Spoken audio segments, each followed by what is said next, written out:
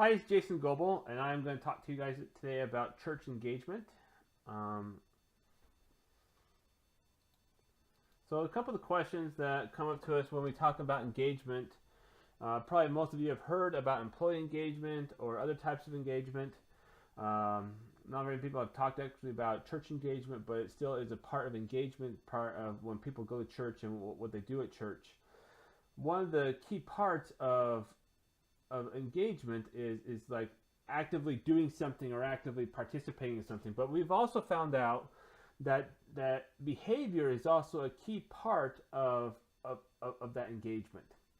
So some of the problems that we run into is like church attendance, people not attending church, or church participation, not participating in class, or not coming to events, or new attendees coming to church, or losing old church members to other faiths or other things of that way. The other thing is like church contributions. Are they contributing to church like they should be? And are they consistently doing it? Or are they waiting till the very end and then doing all at once? And those are all types of behaviors that we'll be talking about here today. A couple of the other things is looking at is unhappiness. Are the churchgoers happy? You know, do they talk to the people? Do they do other things? Is there disunity in the church? Do people just not very happy about what they're doing or how they're doing it? And then also people just wanting more, like people coming to church not feeling satisfied, feeling like it's just not part of their daily routine, or it's just something old that their parents did. You know, so again, it's the whole part of engagement is we want our people to be more involved, and we want our people to be more engaged in the process that we're doing today there. And that's what I'd like to talk to you guys about, is how we make that possible. Now, the way that we go about making that possible is we look at engagement, we look at human behavior, and we look at the data and the prediction behind each of those factors. And by doing that, we will be able to understand what's happening with the human behavior and the engagement of the person that's coming to church, so that we're able to make sure that they are effectively wanting to come back and bringing more people with them and doing more contributions and doing more participation. The more they get involved, the more engaged they are, the happier they're going to be, and the more involved and just being more part of the system that's there at the church. So the way we go about doing this is we go about it by tracking human behavior and human traits. And by tracking those human behavior and those human traits, then it leads us into engagements. By engagements, we then start to understand what's happening in the realm of how that translates into results, or into of faith items like faith and patience and things of that nature, that help us understand what's really happening with the engagement and the human behavior part of it. So what we'd like to do is go ahead and get into the data behind solving church engagement. So as we can see right here, like down below, we have some churchgoers of how they've done over the past 12 months. Now again, this could be by day, this could be by week, this could be by however you want the data to look. We can make it so that it's reporting that particular event. Then what happens is that we start looking at church, like actually what's happening on the behavior level of going to church. Like, are they studying the scriptures? Are they attending social events? Do they want to change their bad behaviors? Do they want to change sin? Are they learning the doctrine? Are they talking to church leaders? What type of behaviors are they showing up here in terms of making sure that they are engaged? The interesting part with the data is that we can actually see who's doing what.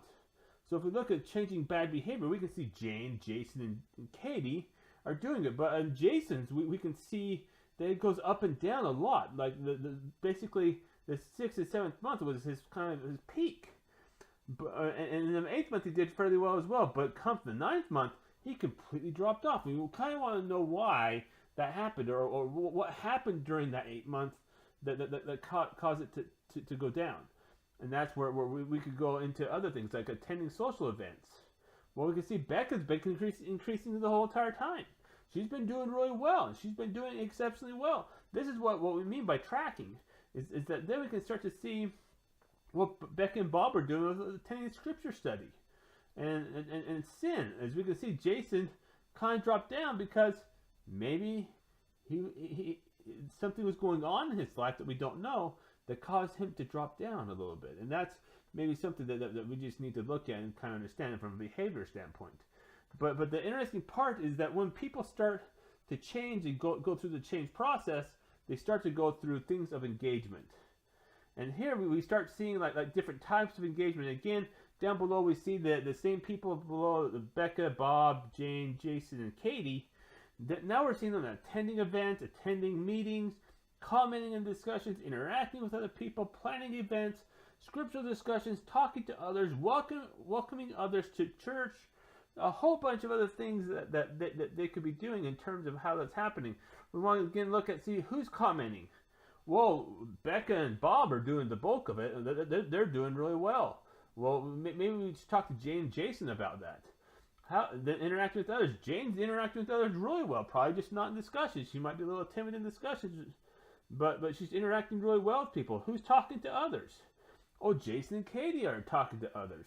So again, these criteria that we've set up, like attending events and meetings, can all be set up by you on whatever you want to be looking at and what you want to be achieving. But the key point is that we need to start tracking both behaviors and engagements. Because when we start to track both behaviors and engagements, that's when we start seeing a lot of the faith and the other things that we're looking at.